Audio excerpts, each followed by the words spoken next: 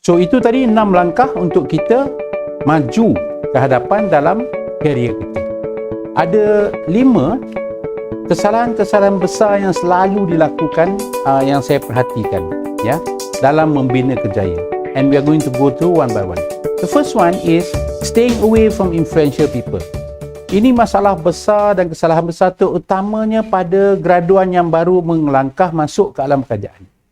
Bila nampak orang yang penting, orang besar, kita jauhkan diri. Ya, kita rasa, saya pun tak faham pasal apa. Ada yang rasa rendah diri, oh dia tu tinggi sangat. Ada yang rasa takut. Ada yang tak kisah, tak ambil pot. Ada yang menyampah. Whatever it is, apa pun alasannya, apa yang anda lakukan dengan menjauhkan diri daripada orang yang berpengaruh ataupun penting dalam syarikat yang anda bekerja, bukanlah sesuatu tindakan yang bijak. Malah ia adalah kesalahan yang besar. Sebab sekiranya kita lebih dikenali, remember apa yang saya cakap sebelum ni, sekiranya kita lebih dikenali, terutamanya oleh orang-orang yang berpengaruh dan berkedudukan tinggi dalam company, it's better for us. Sebagai contoh, sekiranya nama kita adalah salah seorang daripada 10 nama yang dihantar untuk kenaikan pangkat. Dan dalam 10 nama tu, cuma 5 yang hendak dipilih. Sekiranya kita dikenali oleh orang-orang yang berpengaruh dan terkenal ataupun berkedudukan tinggi dalam syarikat kita, peluang untuk kita mendapat kenaikan pangkat itu lebih cerah. Sebab selalunya keputusan untuk kenaikan pangkat ni perlu dipanjangkan kepada pihak-pihak yang berada di atas. So sebab itu, kalau nampak bos masuk pintu depan, jangan keluar pintu belakang. Kalau CEO datang melawat, jangan buat dek, buat tak tahu. Tegur, cakap.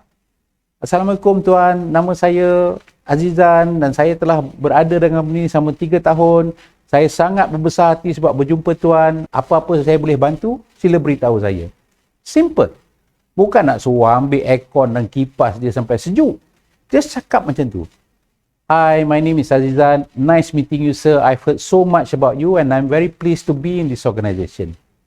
Benda-benda yang simple. So apabila kita nampak orang yang berpengaruh, cari peluang in fact. Bukan saja jangan jauhkan diri, tapi cari peluang untuk mendekati mereka.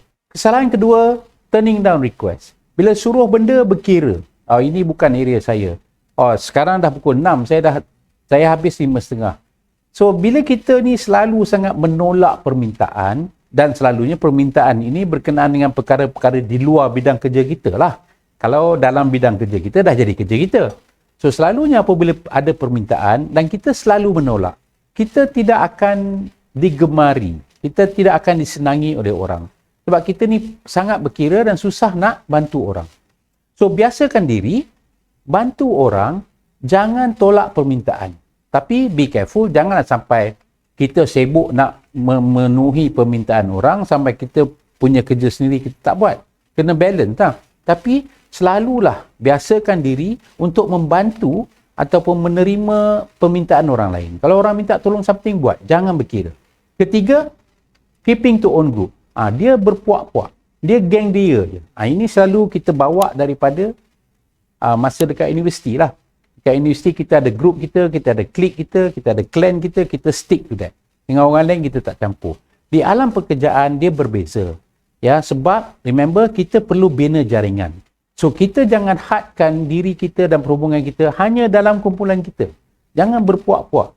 Ya, keadaan berpuak-puak selalunya tidak disenangi oleh pihak atasan. Sebab dia memecah belahkan. Ya, very divisive.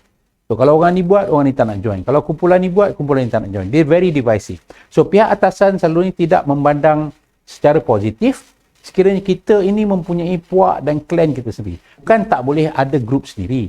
Tapi maksudnya jangan ada grup sendiri dan kita dan tidak mahu berinteraksi ataupun berhubungan dengan orang lain.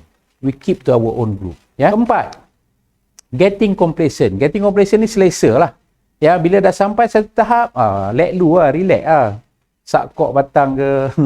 Bukan macam tu. Jangan go into that. Remember, masa yang saya cakap awal-awal tadi, one of the key things yang kita nak tengok apabila kita mencari talent, mencari orang untuk diberi peluang yang lebih besar, ialah apabila mereka terus-menerus mencari kecemerlangan. So, kecemerlangan ni maksudnya bila kita dah sampai satu tahap tu, kita tak stop. Kita akan go further. Kita akan look for better things to do, how to do things better, how to achieve higher and whatnot. So always, deliver excellent. Jangan settle kepada tahap-tahap yang biasa.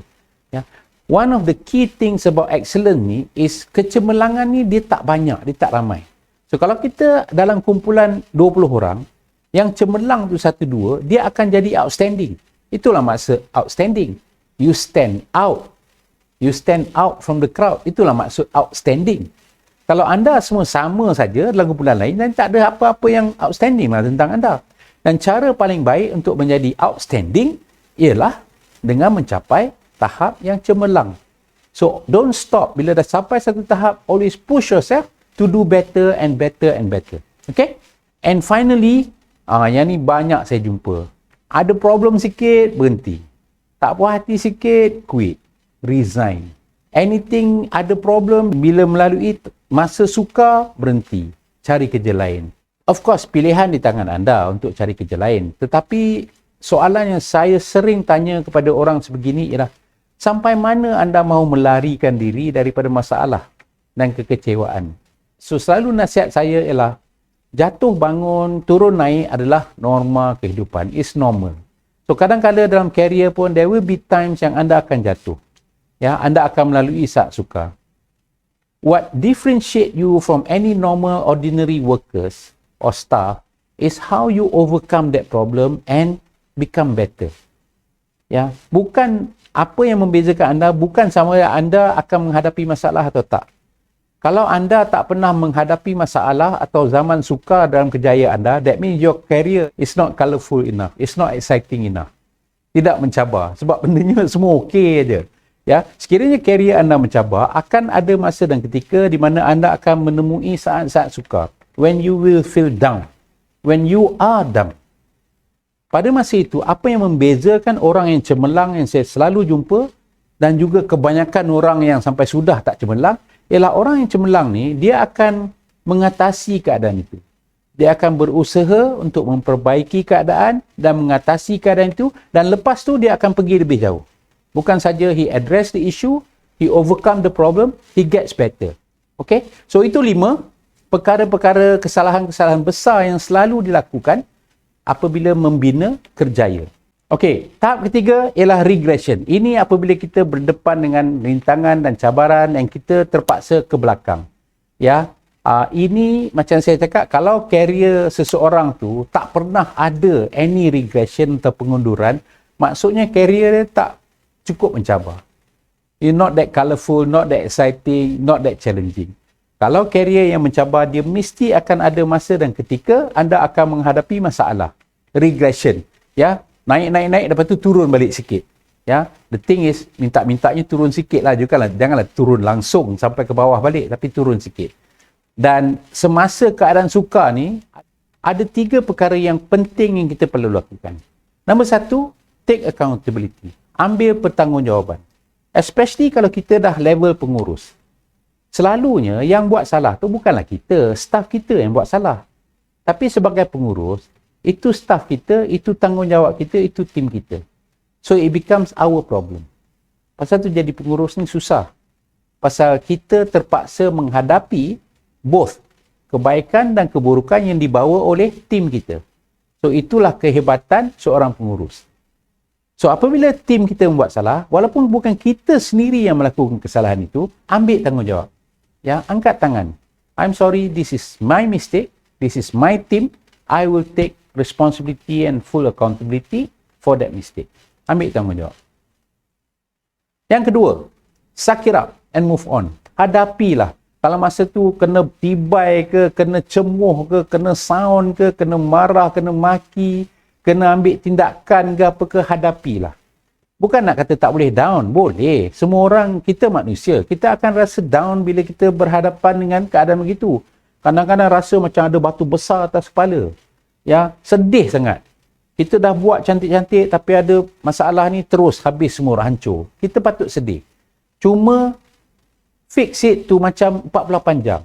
Cukup, 2 hari cukup. Nak antuk kepala ke dinding ke, nak bawa makanan banyak-banyak, duduk dalam bilik, nak menangis sampai bengkak-bengkak mata, tak nak keluar, tak nak jumpa orang, buat. tapi 2 hari cukup. Ya, kena hadapi. So biarlah. Ambil masa untuk, kalau orang putih kata, ambil masa untuk grief. Ambil masa untuk bersedih, berduka. Ya, masa tu nak buat apa pun buatlah, nak release tension buat. Ya. Dan yang ketiga, tangani masalah tu dan berubah menjadi lebih baik. Fix the problem and then overperform and deliver. So, apa-apa yang masalah yang menyebabkan kita berada dalam keadaan sukar tu, atasi masalah tu dulu. Lepas tu, untuk masa hadapan, do better than what you're supposed to do. Kalau orang harapkan 5 perkara, bagi 6, bagi 7. Kita balas balik ataupun kita cover balik apa kesilapan yang kita telah lakukan sebelum ini dengan membuat dengan lebih baik pada masa hadapan. Itu 3 step yang anda mesti lakukan apabila kita berdepan dengan saat-saat sukar ataupun regression. So, kita dah berada dalam company untuk beberapa ketika, kita dah buat apa yang terbaik dan kita pun telah berjaya meneruskan karier dengan baik, kita dah naik pangkat dan sekarang ni kita nak keluar. Contohnya kita dapat tawaran yang lebih baik di luar sana, jauh lebih baik. Dan selalunya orang tanya, kena ambil ke? Company ni bagus. Dia tak ada betul, tak ada salah. Jawapannya terletak kepada, remember mula-mula tadi, take charge of your career aspiration. Apa yang you nak? So kalau kita nak sesuatu yang walaupun company kita bagus, tapi dia dah tak boleh bagi kita apa yang kita nak. Dia tak boleh penuhi aspirasi kerjaya kita. Tapi ada syarikat lain yang boleh bagi peluang tu. Then it's okay for you to go. Ya, ini bukan zaman 70-an ataupun 60-an yang orang start kerja dekat situ dan dia akan bekerja sampai dia pencen atau dia mati. Masa tu dah berlalu. Even syarikat-syarikat yang terkenal dengan kaedah macam tu, seperti di Jepun, ya, di Jepun tu dia panggil womb to tomb. Daripada you dalam perut lagi, kalau bapa you kerja dekat syarikat Sony, kemungkinan besar anda akan kerja dekat syarikat Sony. Dan anda akan kerja dekat syarikat Sony sampai anda mati. Ya, so itulah dia panggil womb to tomb. So masa tu dah berlalu. Sekarang even syarikat Jepun pun dah tak ikut benda tu. So, kita berada dalam company mengikut kesesuaian kedua-dua pihak. Ya. So, tak payah nak sentimental sangat bila nak tinggalkan company. It's all about your own career aspiration. Apa aspirasi kerjaya anda? Macam saya cakap, kalau anda mempunyai aspirasi untuk melakukan sesuatu yang selama ni company sedia ada ni dapat penuhi, tapi sampai satu ketika company itu kata dia pun tak boleh buat. Contohnya, anda rasa anda cukup bersedia untuk melakukan sesuatu jawatan. Tapi jawatan tu tak ada dalam company anda. Kekosongan tu tak ada. Tapi ada pula syarikat lain yang menawarkan kekosongan tu. So, tak ada masalah kalau kita nak pergi. Ya? Dan itu perkara normal. So, jangan rasa bersalah, rasa sedih. It all goes back to your career aspiration. Pekerjaan sekarang ni adalah pada dua belah pihak. Company mesti nak kita ada kat satu, kita pun mesti nak berada di situ. Dia tak boleh satu pihak saja yang nak. Dia tak boleh bertepuk sebelah tangan. So, dalam exiting, apabila kita hendak keluar, make sure kita perhatikan 3 perkara ni dengan sangat teliti. Yang pertama, cakap terima kasih. Ya, say thank you. Meet people, keluar dengan cara baik, cakap terima kasih. Ya, jangan keluar dengan marah. Itu nombor 2. Jangan keluar dengan marah, don't burn bridges. Saya pernah tengok ramai orang, bila dia bermasalah dengan company, bila dia keluar, dia punya surat perletakan jawatan tu kadang 3-4 muka. Dia kutuk company tu kau-kau. Dia cakap macam-macam. Zaman sekarang ni pula, dia keluar, dia bubuh dalam sosial media. Dia luahkan perasaan dia, apa dia tak puas hati. Don't. Jangan sekali-kali buat tu.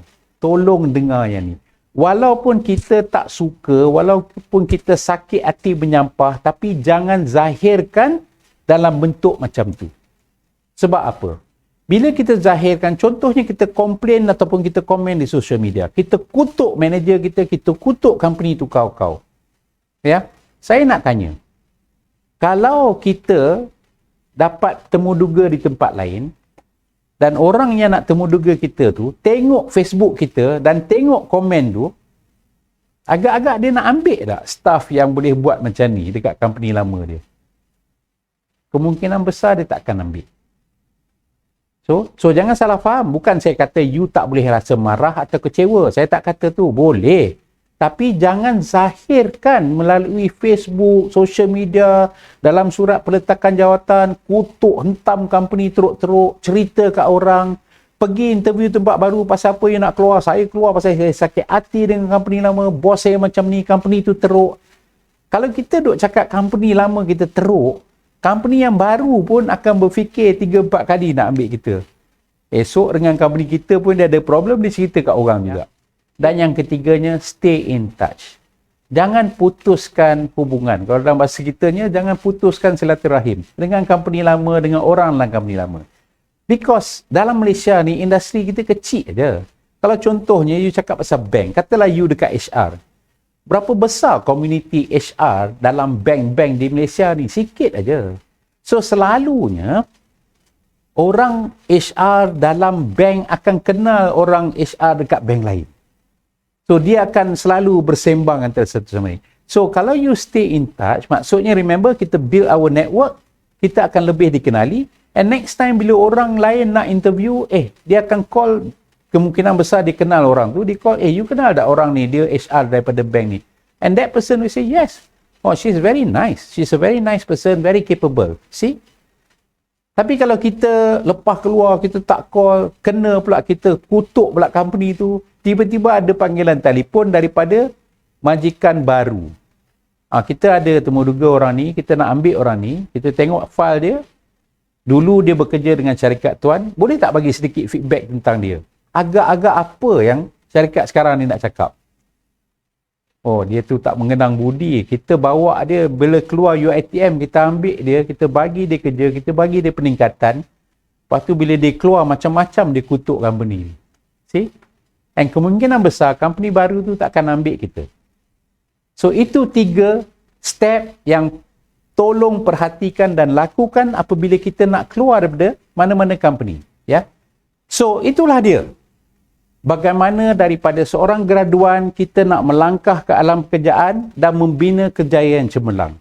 Daripada resume kita dah cover apa yang anda perlu lakukan dan apa yang anda perlu lakukan apabila menghadiri temuduga, dan bila dah temuduga, bila dah dapat kerja, apa step pertama ialah untuk mendapat pengesahan dalam jawatan, to get yourself confirm semasa probation, dan lepas tu kita akan bergerak maju, kita progress. Ada kala dan ketika kita akan regress dan apa yang kita perlu lakukan pada masa itu, dan akhir sekali apabila kita hendak keluar. Dan apabila kita keluar dan kita mendapat tawaran ataupun kita pergi ke syarikat lain, then the whole cycle starts again. Pusingan tu akan bermula sekali lagi. Kita masuk company baru, mula-mula sekali kita kena buatlah resume tu semua. Lepas tu pergi interview, remember? Dan lepas interview kita dah dapat kerja, kita go under probation. Dan pusingan tu juga sampailah masa dan ketika kita hendak keluar untuk ke tempat lain. Then the whole cycle starts again.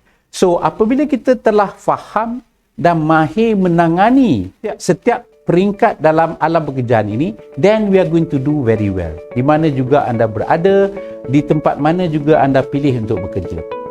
So, itu sahaja daripada saya, AA from PBT Consultant, perkongsian untuk anda bakal-bakal graduan ataupun dah menjadi graduan yang akan melangkah ke alam pekerjaan. Saya doakan yang anda akan berjaya dan terus berjaya dalam alam pekerjaan, dan gunakanlah apa juga yang bermanfaat kepada anda dalam perkongsian ini untuk menjadi manusia yang berjaya di dunia dan di akhirat. So, dengan itu, minta maaf atas segala kekurangan atau kesilapan, dan I really hope that you have gained some benefit from this sharing. Our numbers are there, dah sebut tadi, boleh continue, like kita punya page, go our website, dan saya juga telah tinggalkan our phone numbers kalau ingin berhubung selepas ini. So, all the best, good luck, and see you around. Thank you very much. Assalamualaikum. Bye.